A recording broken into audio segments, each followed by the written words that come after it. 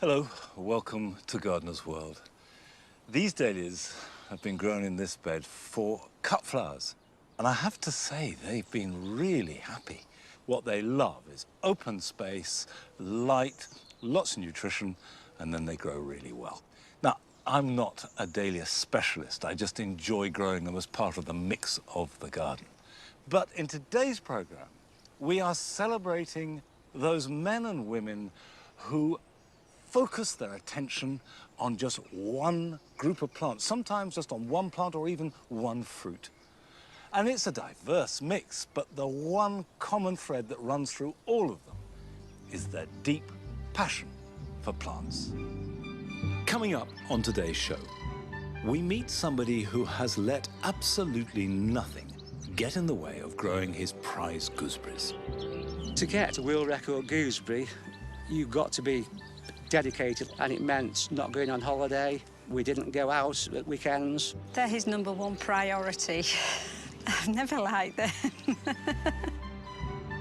And we visit an enthusiastic gardener who has transformed his Clapham garden into a Caribbean paradise. Almost every garden centre has what I call half off, half dead. Check the roots. If the roots are there, you'd be amazed what can be revived.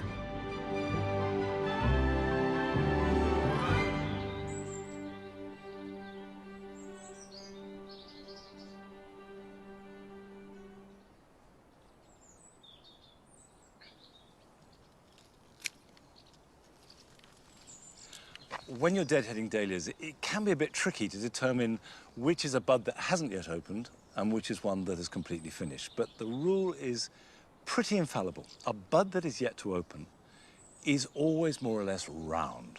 If you hold it, it's really compact. But a flower that is spent and finished always are pointed and basically conical. And if you squeeze them, they're much softer than a bud. And that's why you deadhead, to delay the onset of seed so the energy goes into producing flower. The other thing is when you're deadheading, don't just cut off the spent flower head. Go right back down to the next side shoot, the next leaf, and cut just above it. That will stimulate a new side shoot, which in turn will carry a new flower. And that way, you keep your dahlias flowering right on into autumn. Now, I do this assiduously because I love dahlias. I want them to be part of the garden as long as possible. But for Arthur Parkinson, in his garden in Nottinghamshire, they are the main players.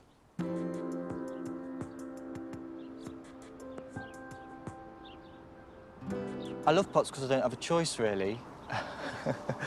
I wish there was a choice, but the lovely thing about a pot is you automatically have height. So that means a sunflower or dahlia is going to reach 10 foot. So you're very quickly growing a jungle which can properly engulf you. I'm Arthur Parkinson. I'm a florist and a writer, and I garden at home. I garden for colour and I garden for cut flowers, but not in a conventional way because we don't have any soil to dig into. Instead, it's all in containers. The front yard is only about 3 metres square, but it gets the sun, so the dahlias like it. When I'm in my garden, I want to feel like I'm at a festival, that I'm having a beautiful, flamboyant time. So for me, it's oranges, scarlets. I'm drawn to pink, but it has to always be a deep magenta pink. There was one year where I used a lot of pink cosmos, and it was just too blancmange and trifle-like for me. I spent some time training as a gardener. I spent around a year at Kew, which was an incredible year, being immersed in palm fronds and bananas and that sort of other level of exotic planting. And I've taken that and I've inputted it in my own garden. I want to push the boundaries of what a container garden can be. It doesn't just have to be a hanging basket, which I can't stand at all. I'd much rather have a huge, monstrous pot like what you'd find at the entrance of somewhere like Kew, but by the door. The dolly tub was my mum's favourite possession, and I've inherited that from her. As well as dolly tubs, I use the old galvanised bins, the sort that a good strapping dustbin man would have had to put over his shoulder every morning. And they're fantastic, and actually they're a bit bigger than a dolly tub, so you can cram more into them. So a mixture of old, but always metal, never plastic. The typical dahlia is a very circus-like freak show at times. They combine colours, their shapes are very galaxy-like. The dahlias that my heart belongs to certainly are the single ones, which are like bright stars surrounding a very jammy middle of stamens and anthers. Their petals are velvet when they first open, and then they fade out a little bit, but they keep that beauty right until the last stage, really, and then they lose their petals and you're left with a horrible, wet little jellyfish thing that you have to deadhead straight away.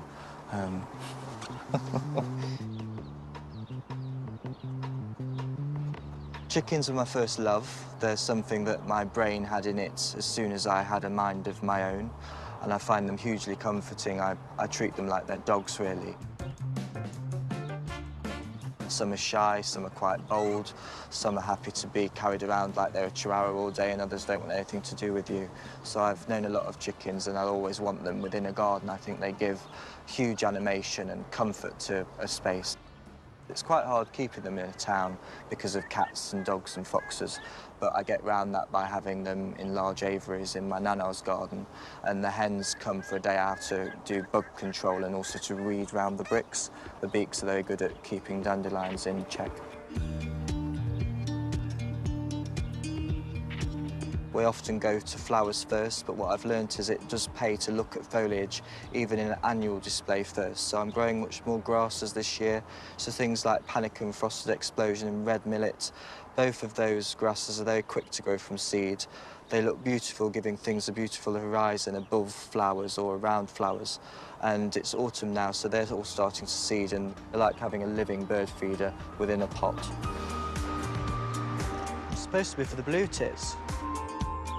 Watering every day when it's hot is pretty much vital, and when I say watering, I mean watering by buckets. And the reason I drench rather than sprinkle is because that water needs to go fully down into the base of that pot.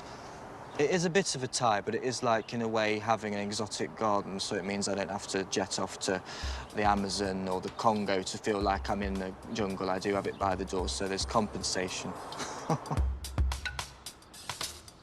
I do love to see a variety of pollinating insects in the garden, and this year that's one of the reasons I've chosen single dahlias as the staple flower. When we've had the warmer nights, I've been going out into the garden at about 9 o'clock. Often I do that to go on slug patrol, but as well as finding slugs, I've been finding sleeping bees who actually use the dahlias as a little bee hotel. So it's been wonderful finding a whole plant with a baby bee in it, asleep. And of course that bee can then wake up in the morning and have its breakfast straight away. The garden gets all the money that I have, without a doubt. I don't think anything wrong of spending £100 or so on tulip bulbs every year if it gives you that pleasure. So that means there's no designer wardrobe, but it does mean I have a designer tulip collection in the spring, and I know which I'd rather have. You forget yourself when you're in an exuberant garden, and it consumes you. It consumes you mentally, it consumes your time. It's about having a living thing that needs you, that is dependent on you, and that you have built, that you have put all your imagination into, and love and creation, and it just gives back time and time again, especially when you add cut flowers into the equation, because that means the garden can be taken into your home with you. It becomes a daily aspect of your interior as well as your exterior.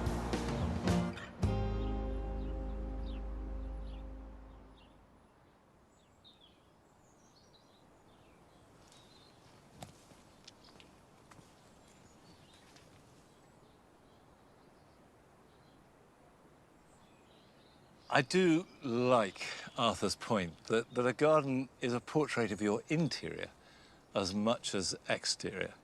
And clearly those rich, strong colours run very deep.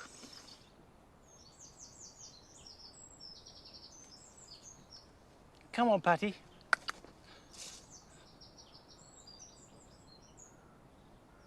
Now, the pond here doesn't seem to be minding this heat wave and an incredible dryness that we've been having. And this is such an important resource for every living creature that we share the garden with. But over the last week, all the marginal plants, these are the ones not in the water at all, have really dried up. And what I should have done is created a bog system, a kind of overflow from the pond, so I'd have permanently damp soil. Maybe that's a project that I will tackle next year. But for our next visit, there was no problem whatsoever in finding damp, boggy areas of the garden to plant in. I think I like moisture-loving plants because they're different to the plants that love dry and arid conditions. And I think plants are really, really clever. My name is Liz Webster and I've been running my nursery here in Fishlake since 2010. My previous career was in the health service. I was a practice manager in general practice, which involved a lot of sitting behind a desk and dressing up in smart clothes. Since I've been running the nursery, I have wet hair frequently, dirty clothes, and I don't sit behind a desk very often. So much improved from my point of view. When we moved here, we discovered, because we're quite remote and rural, that we had no mains drainage. So our effluent system passes through 3 separate tanks and ends up in an area of the garden, which we discovered was rather wet when we got here. There's a tank in that corner, so by the time the effluent reaches there, everything's solid settled out. And so you've basically got the clean water coming out into this area. So it is literally a bog garden. So rather than just leaving it and wondering what to do with it, this was the beginning of a sort of interest in bog garden plants, because we then started investigating the sort of plants that would be suitable to plant in these conditions. So it's turned into quite a success as that. I love this plant. This is Gunnera manicata. It's quite typical of a bog garden plant. This one's a little bit small at the moment, but it's a bit early in the season. By the end of June, the leaves will be enormous and it'll be reaching up to this tree. And it's almost prehistoric when you look at the detail of it. You can see the new leaves that are emerging down here. Quite spiky, actually. It is hardy down to about -10. But you can use the old leaves to cover the crown in winter and give it that little bit of protection.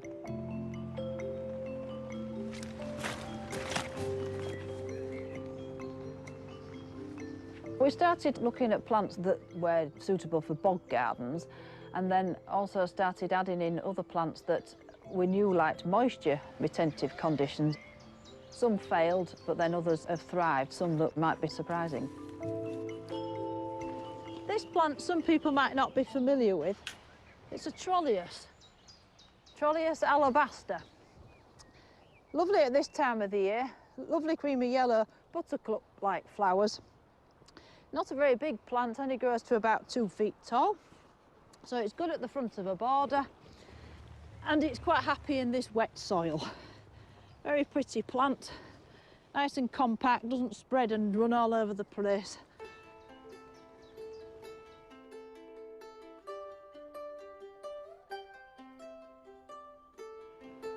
People think that grasses are only really for hot, sunny, dry places, but in actual fact this is a sedge rather than a grass, and it much prefers a lot of moisture at its roots.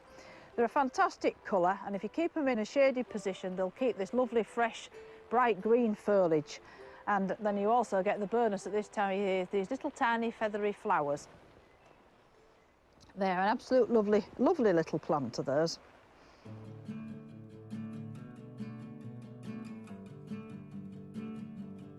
I think one of the things I like about moisture-loving plants is quite a lot of them are quite architectural. They've got huge leaves. You don't have to have flowers to have interest in a garden.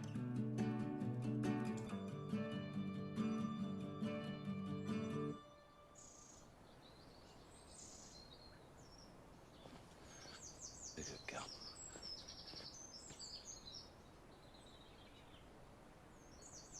There are times here in winter when I'm splashing around in the mud, when I feel that Longmeadow must be one of the wettest gardens possible. But having seen Liz's setup, I realise that we are comparatively dry. That is one of the wettest gardens I have ever seen, and clearly she loves it. Going from wet plants to the completely the other extreme, to succulents. And this is a bulb that I planted up earlier this year. And not only is it still looking good, I'm very happy with it, but they're thriving. I haven't watered them, I have done nothing to them at all. The only water they've had is a bit of rain, and recently not a lot of that. The way succulents work is they draw up water from their roots and store it in their foliage. So they've got their own reserve. It is important you give them the right compost. They need a really gritty, free-draining compost, and they do need plenty of sunshine. But if you can give them that, certainly any rain we get is more than enough for them. So of a plant that you can grow on windowsills and balconies, I suspect there are none that are less demanding. We now visit Terry Smale, who has developed a passion for one particular group of succulent plants. And to my mind, these are amongst the strangest living things that you will find on this planet.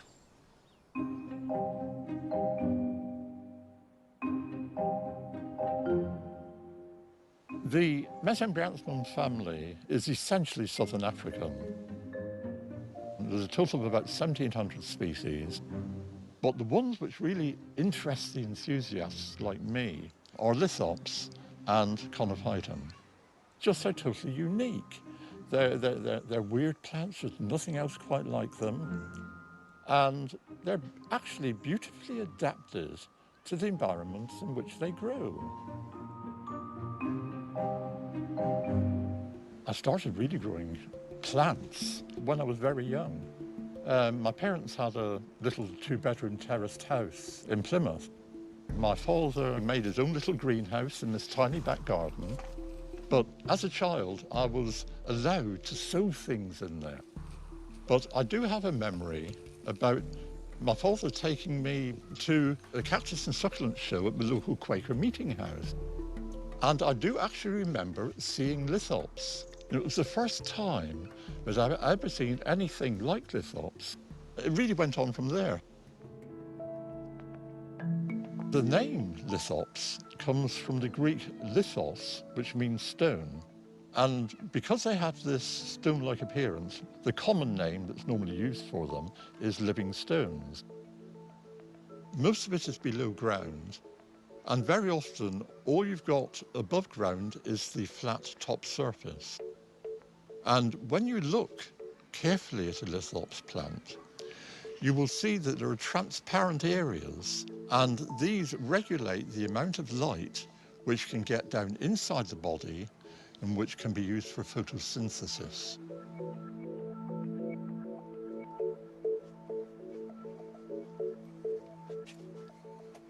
The best time to repot any succulent plants is early in their growing season.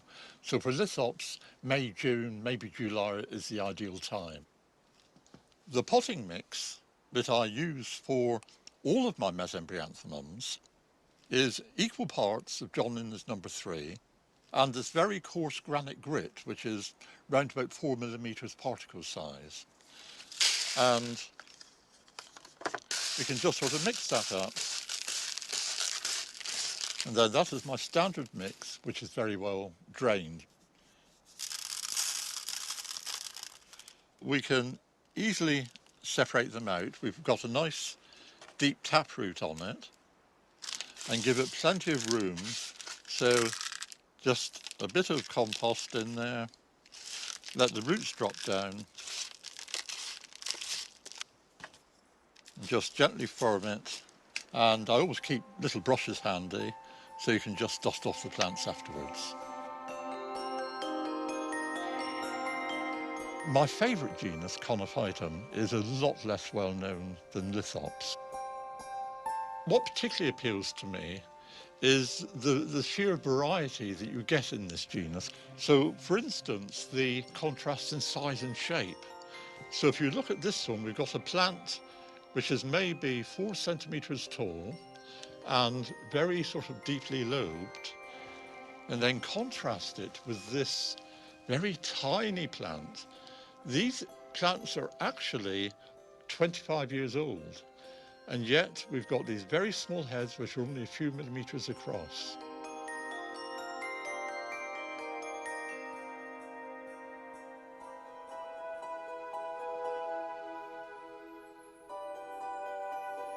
To get seed from lithops or conophytums, you need 2 different clones, which are not genetically identical. The stamens and stigma are hidden right down in a narrow flower tube. So you need something that's very thin to transfer the pollen from one to another. The way I do it is to use one of my own hairs that I can pull out with the sticky follicle end still intact. And that can be inserted into the flower tube to pick up the pollen, which can then be transferred. And in doing this, I'm effectively mimicking the small insects, small bees, etc., which would do this in the wild. After you've pollinated lithops or conophyton plants, the seed pods develop over the winter, but by the time they get to next summer, they dry up to form these woody capsules. When it rains, the seed pods open up and the seeds are released.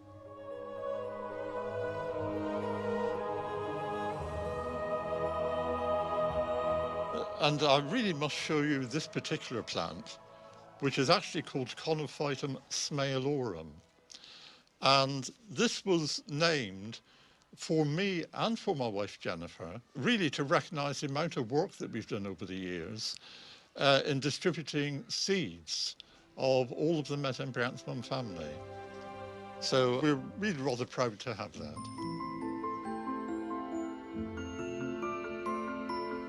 My passion for these plants is, it started 50 years ago. I will have these plants, and particularly the conophytums, with me till the end of my life. I'm absolutely sure of that.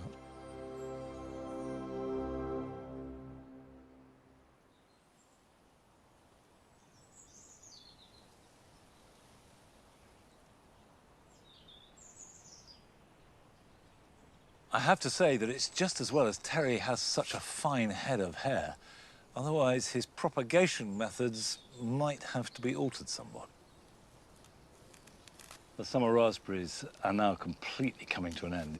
These, the summer ones, have got the old stems there, which have the fruit on, and then the new ones ready to be pruned in for next year. So I take away all the old stems, tie in the new, and they will give me next year's fruit. But at the same time, autumn raspberries kick in at the end of August and are at their best in September and October, and if it's a mild autumn, into November as well. And they're very easy to grow because you don't have to worry about the complexities of pruning. They produce their fruit on new growth, so when they finish fruiting and all the leaves have fallen, which will be by the new year, just cut everything to the ground.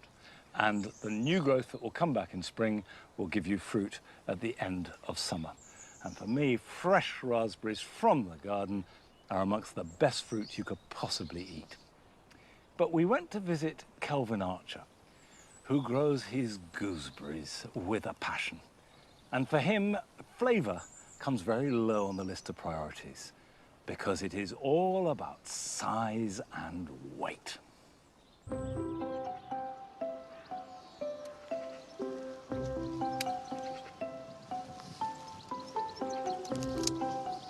I got into gardening as a young boy through my dad, really, because my dad was a farm worker and he was keen on growing vegetables in our country garden.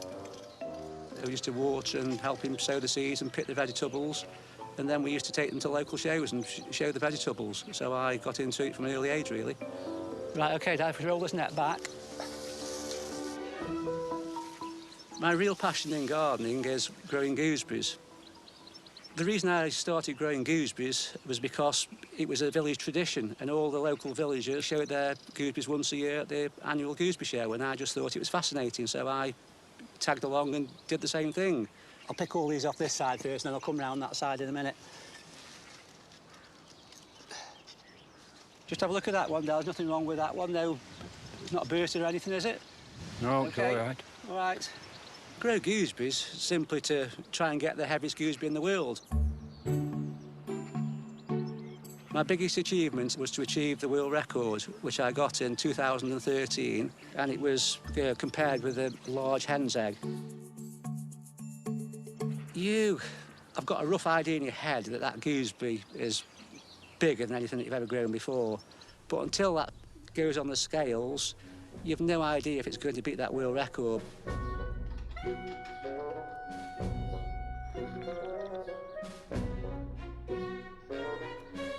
But when it actually tips the weights and it starts balancing, then you know you've got that world record, and then you think, yeah, well done.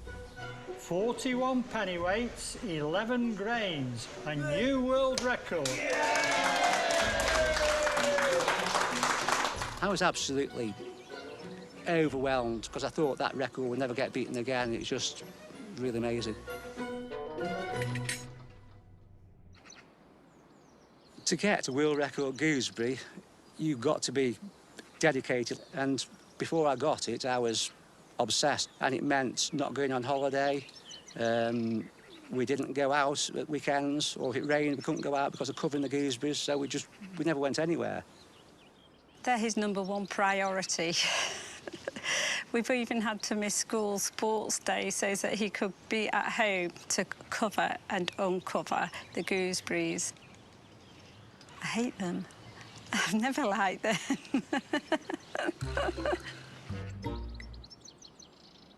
There you go. Yeah, that's all right. Nice, aren't they? Just feel how right that is, though. Just feel how soft it is. Sheriff? Very. So tomorrow will be show day, so we all harvest them all tonight, which is called a getter's night. And a getter is someone who's selected from your show to come and watch you pick your gooseberries, and then you've got to go and watch him pick his gooseberries, so they're called getters. And what the getter does, he has to make sure that you pick that gooseberry off that tree, and you're not picking one up off the floor, which you could have had from anywhere else. Which you think is going to be the heaviest one? Not long. Oh, you're right, Dad. Right, Dad, so we'll put this one in first.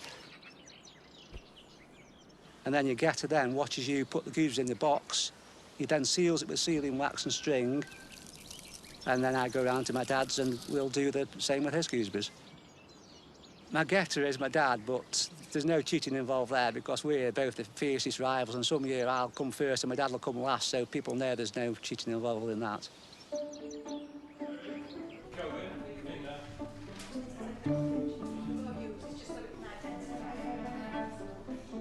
Gooseberry growing for shows has been going for hundreds of years. It first started in the early 1800s, and in those days there were hundreds of shows all over the country. But now it's dwindled down to just 8 shows in Cheshire and 1 show in Yorkshire. The perfect gooseberry is a gooseberry that's as big as you can possibly get it without it bursting, because you're not allowed to show a gooseberry that's bursted, but they can be any shape whatsoever, because some of the gooseberries are long, some of them are round, they're oval, they're all different shapes. So it doesn't matter about the looks of them, it's just purely for the weight. The first thing that we do is start weighing the twins. Then we get on to the main prize, which is the Premier Berry. The person that won the show last year had to send his gooseberry onto the scales first, and then it's up for everybody else then to see if they can beat him. And whoever knocks him off, then they're up there to be fired at again by somebody else. And we just keep going through until we find out who's this year's champion.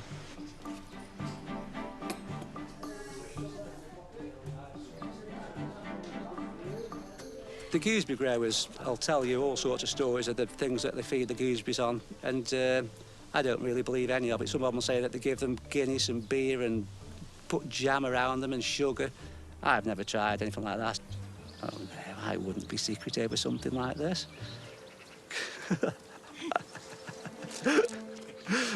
No. Hiding something? No, I'm not hiding anything. So when the boxes were open today, I could see that last year's champion, John Porter's berry came out of the box, which looked a really good berry. I get excited, but more nervous than excited. It's like a nervous tension. Kelvin's on. You're always apprehensive in case somebody has got one, you know, a lot bigger than yours. Everybody says they've got no gooseberries, and all of a sudden you see a great big massive whopping gooseberry across there. Winner, Kelvin Archer, 29 pennyweights dead.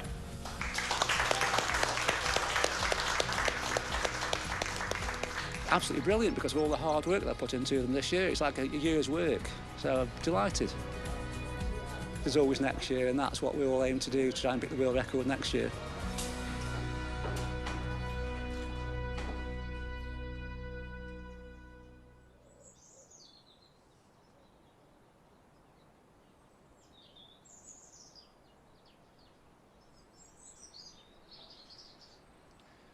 I could watch that film every day and I'd still love it.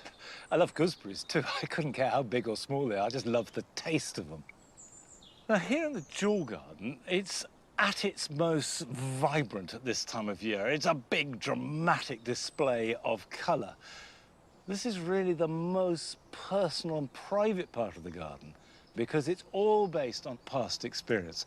And that sense of meaning and personal, private importance is absolutely at the heart of our next visit to a garden in Clapham, in central London. I'm Wayne Emile, and although we're in the centre of London, with its city noises all around us, I find I can completely lose myself in this garden.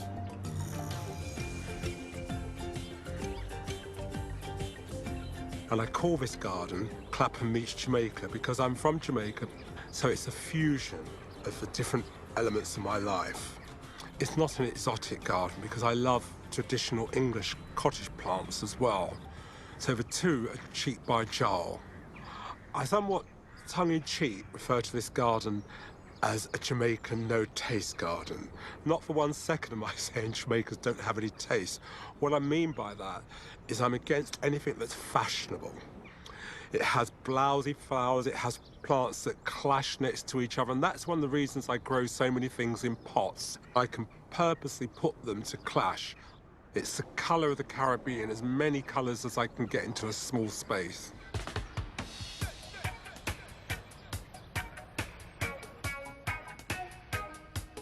I call this my theatre of plants. It's the only part of the garden you can see from the house because the garden is on a different level. And it's the view I get every morning when I have my tea before I face the world. And the advantage of having things in pots is when the plants are at their best, they come to the theatre here, and then I can move them to other parts of the garden. It allows you to grow things that normally wouldn't grow together. For example, the anthuriums along with dahlias, along with house plants. The inspiration of this garden really is from my childhood. Things that remind me of growing up in the Caribbean. I have a picture of me as a child, and my parents tell me that the only way they could get me to smile was to put a flower in my hand. And I think that's where my love of gardening started.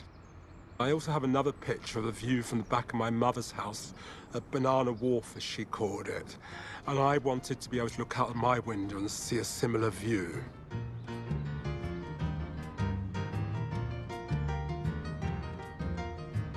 This is another section of the garden that I've created in the tradition of a veranda. And verandas in Caribbean cultures are very important. They're a place where you sit at the end of the day and have a gin and tonic or a rum punch, and you gossip. My mother used to call it chat people's business, and it's where people like to be seen. So if you have the vicar coming for tea, that's the ultimate. You've made it.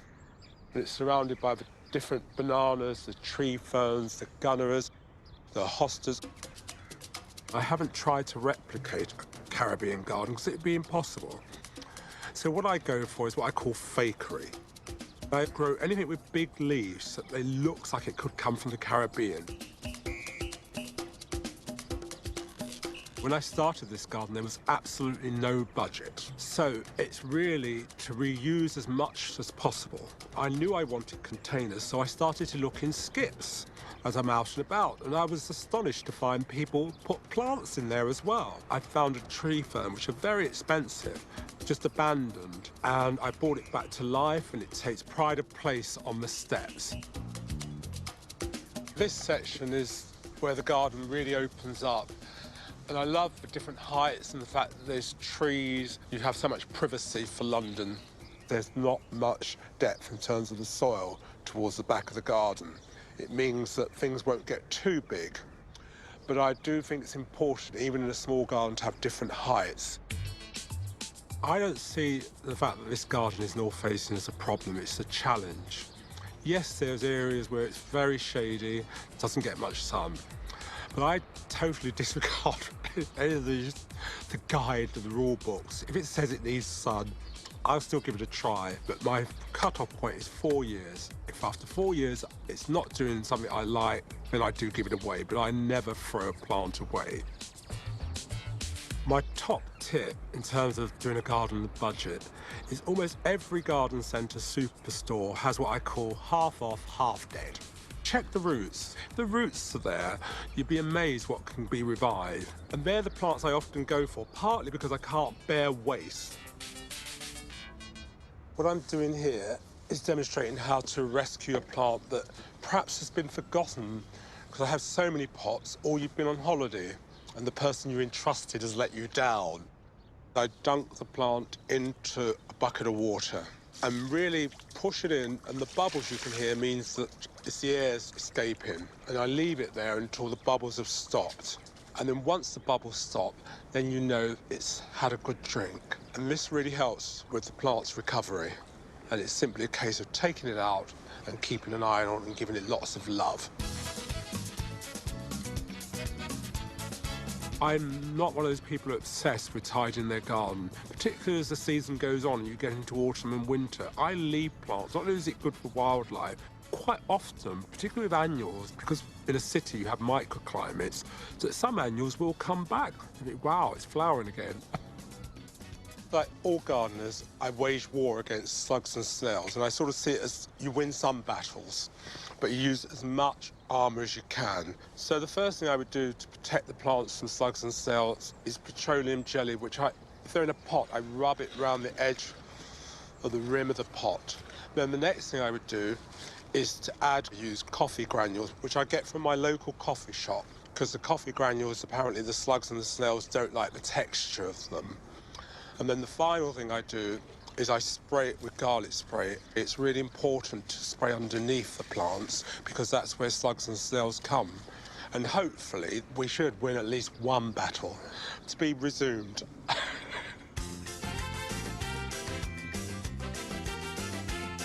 The feeling I get when I come into this garden, it's just one of I'm able to float away and all the woes of the world just seem to disappear. But I recognise it's not everyone's cup of tea. It's not tasteful, but I don't want a tasteful garden. It's me.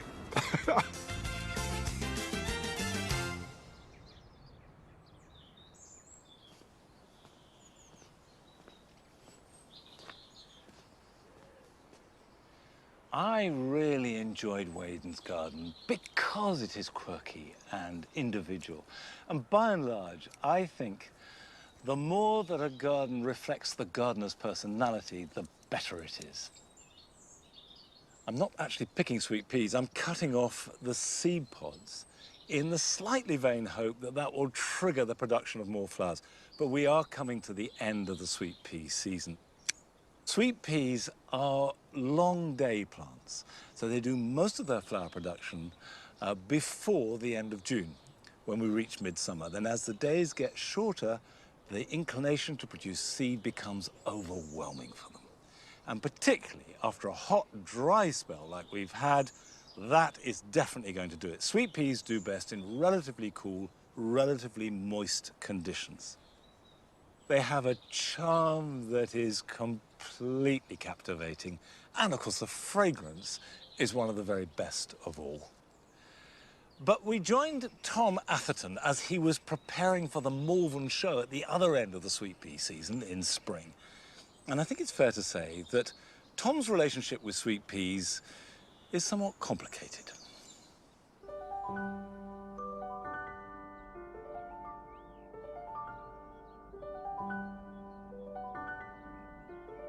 There's no question about it. I like sweet peas, but I wouldn't say I love sweet peas. I wasn't going to be a gardener. My father rented a large allotment from the local farm, and By that time I was 7 years old, the eldest of 3 children, and big enough to move a barrow and big enough to handle garden tools. So it was my job to assist in this. And I can't truthfully say I liked it because my mates in the street didn't have the same privileges as having an allotment, and therefore they got more time to play. So I swore I would never have a garden.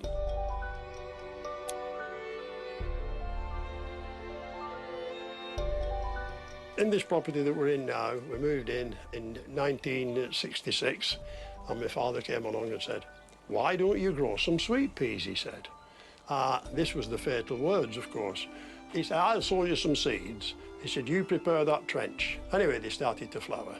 Well, I was cutting probably 10,000 flowers a week, but I wasn't going to be a gardener. I was never going to be a gardener. I would suffer this, but that would be it, you see. I thought next year I could enter a flower show. In the middle of town, a banner appeared. The local show rules said you could enter up to 9 o'clock on the morning of the show. There was only 3 entries in the class, so because there were only 3 entries, I could get a prize, because you never know, some of the others might even get disqualified, and I could see they were better than mine. Anyway, the prizes have been awarded, first, second, and mine. Not even a third prize out of 3.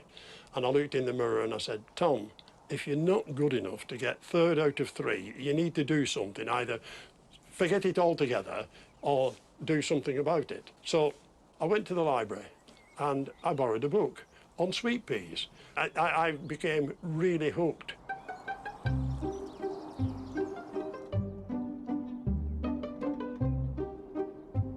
I grow 1,300 cordon plants, essentially for personal exhibition, but I do grow them in next door's garden as a kind of overspell. He just popped around one day and went, "You're not using the bottom of your garden, can I just borrow it?" I've got some in the local park planted by some of the local children.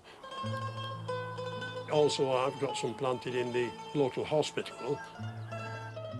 It's the Chorley Mafia for sweet peas. I never planned it to be that way, and I never said I'm going to do this. It just evolved. I have no passion for the flower. To me, it is a means to an end of occupying time and interest and socialising with other people.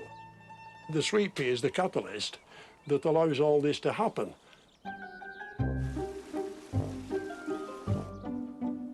I don't have anxieties about Malvern, just terror, because obviously it's not the sweet pea season.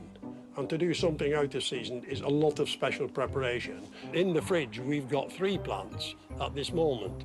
2 rather straddly ones that we might get a few cut flowers off to put in a vase, and another one that's been in now for nearly 4 weeks, which we've christened Nell after Eskimo Nell, because it's spent most of the 4 weeks in the fridge. It gets an airing for an hour or 2.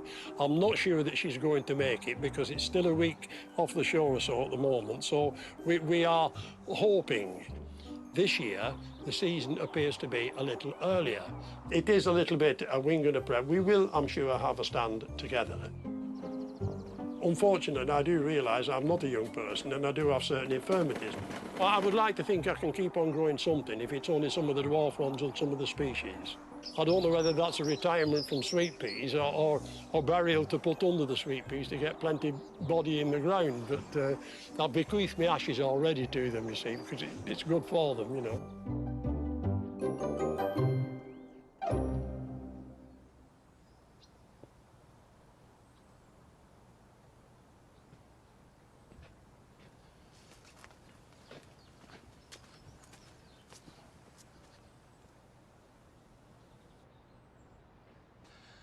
Well, Tom won a gold medal for his sweet peas at Morven. And in honour of his 80th birthday, he's had a sweet pea named after him, and I'm sure we'll all grow it in our gardens and love it. And who knows, perhaps Tom himself might learn to love it as well. Now, when I visited Morven Show back in 2014, I was captivated by the Streptocarpus. I'd never grown them before. In fact, I associated them with my granny and rather boring sort of houseplants. Houseplants weren't trendy back then, but there were these delicate plants looking gorgeous, so I bought some. And these are largely the same plants and ones that I've propagated from them. But I had quite a lot of trouble in making them happy. Initially, they were fine, but it was either too bright, too hot, too wet, too dry. So in the end, I got them all and I stuffed them in the corner here over one winter, and I thought, fine, you're out the way, you can just look after yourselves. I'm done with you. I've given you my all. And they responded by growing magnificently. This is absolutely where they're happy. It's quite shady, but there's lots of light around. I don't water them very much, but they get the water dripping down from plants on the staging, and I do miss them, particularly in winter. But these flower for months and months on end. And sometimes accidents can get you where you want to be, but I guess that's no good for our specialist growers. They put in an enormous amount of time and effort to master their subject. And this expertise, in the case of Sally Williams in Derbyshire, has been directed towards her passionate love for peperomia.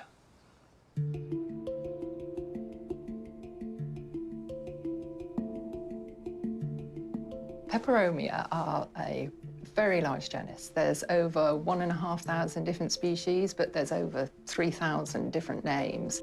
Because when the explorers were going out and finding these plants, they'd give it a name, and then somebody else would go out into a different country, find the same plant and give it another name.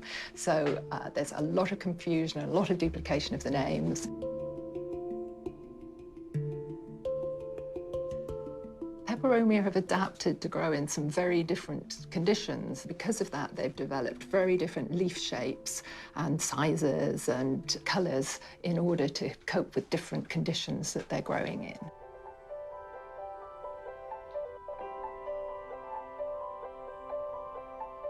In the UK, we grow them as houseplants, and they're very happy growing in houses. They like the conditions that are comfortable for us. This is the room where I keep most of my plants in. I have got them dotted in different places around the house, arranged so that they look nice with contrast between the different leaf shape and size and different colours. But in this room, they're pretty much organised by species. At this end, I've got the ones with lower light requirements, and at this end, I've got the ones that really like intense light. A lot of these are the high-altitude ones that like living really high up in the tropics. You can imagine they get a lot of sunshine. In this room, because there's lots of plants together, it tends to get just naturally high humidity, just the plants on their own. So I don't really need to do anything to increase the humidity to give them the sort of humidity levels that they'd be happy with. They do it themselves. So that's one way in your home. If you've got central heating, it can make the atmosphere in the house really dry, which can be uncomfortable for people. Whereas if you have plants grouped, even 5 plants in a room will substantially increase the humidity levels and make it much more comfortable to live in.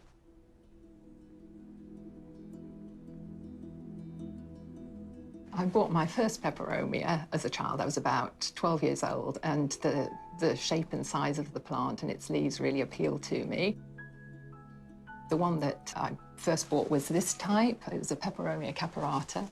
I really liked the crinkly leaves and the long rat tail inflorescences. I thought that was quite quirky.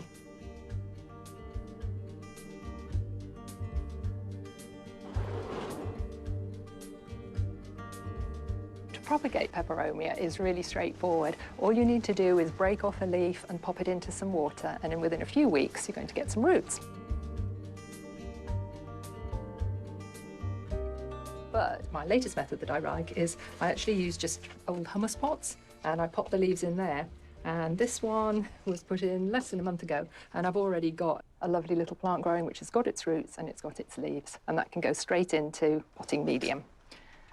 So that's how you propagate your peperomia once you've got them. But to start off, if you go to a garden centre and you find a peperomia, I think it's really important to, one of the first things you do is tip it out and have a look at the growing medium that it's in. Because very often they're planted just in pure compost. And that'll be all right for the first few weeks of its life, but very quickly the compost gets compacted and the roots don't have the aeration, they can't breathe like they need to do. So this one's not so bad. There is some perlite in there, but I immediately, as soon as I get a new plant, I pot it onto my own potting compost mix. And to do that, I use 2 parts of a peat-free compost, 1 part of perlite, and a part of orchid bark. generally that will keep all peperomia pretty happy.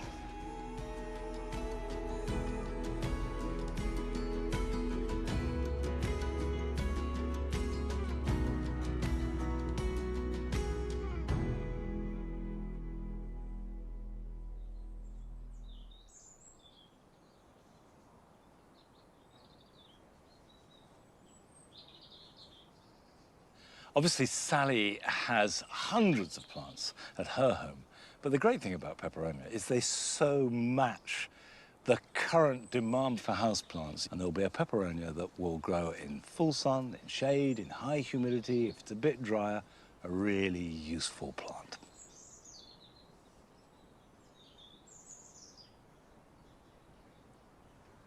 These roses are starting to put on a really good second performance. They never stop flowering, but they have a little bit of a quiet period in July and early August. These were the first 3 English roses I ever planted about 7 years ago. There's Charles Darwin, which starts out a slightly egg yolky yellow and then fades to pale, almost white. There's the Pilgrim, which has got yellow center and gets whiter as it goes to the outside of the mass of petals. And finally, we have Crown Princess Margareta, which is a beautiful apricot. An apricot's such a difficult color to get in flowers. And if you just keep deadheading them, they will go on flowering and flowering. And it's lovely to have roses at this time of year. But for our next visit, we go to somebody who roses are more than just something she loves. And it's not so much as a botanical passion as something that is deeply embedded into her sense of health.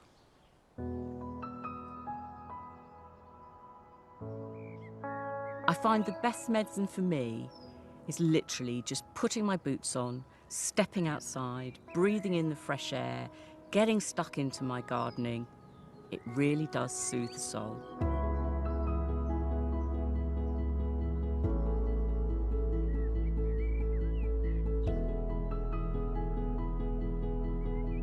My name's Michelle Thomas and I love roses, I love gardening, and I now have approximately 230 roses in my garden.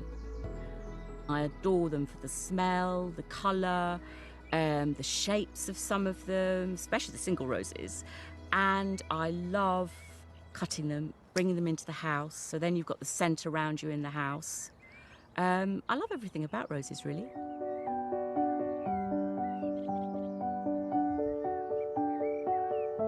I first noticed I was struggling with mental health problems probably when I was round about an 11 and away at school.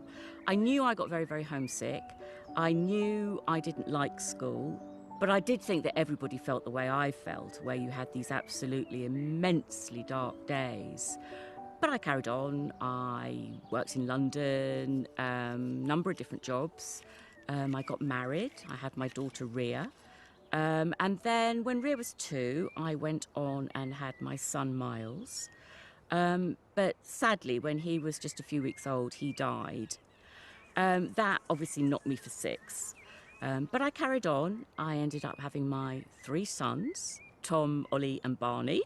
But I still had these desperately dark days and had no idea really what was happening. I still just believed that it was how everybody felt. I mean, everybody gets bad days. And it was only through having to see my doctor really quite a lot with not feeling I was coping did we discover that there was actually something wrong with me and I was suffering from a type of bipolar, along with also PTSD.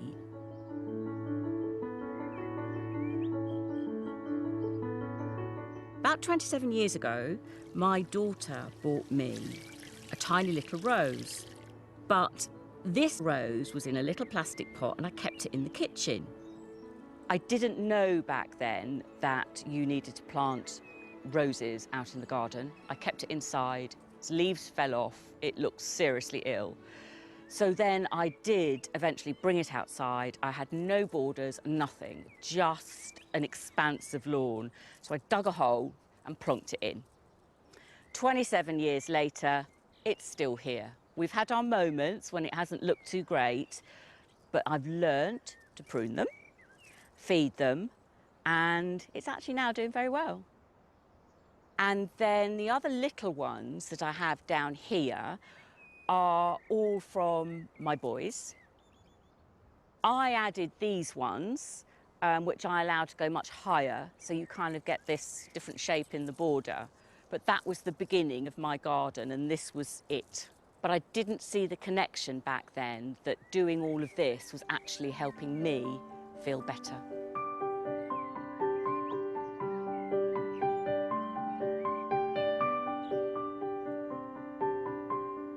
This is one of my favourite spots in the garden.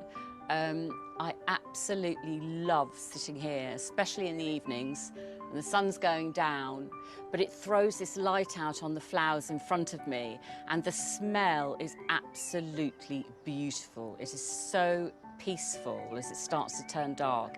It really is a lovely spot to sit. I think my roses have probably done so well because I do care for them.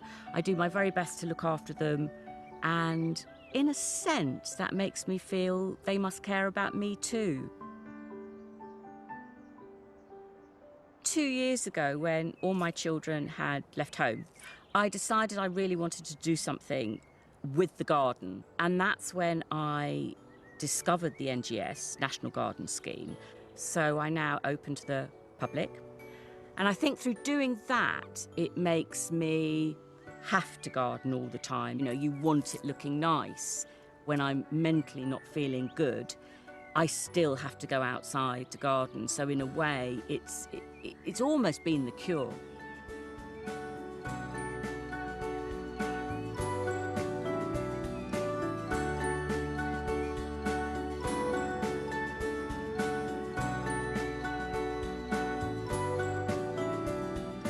Finally realised after all these years that if I'm gardening, I'm going to be okay. I feel safe, happy, and it works.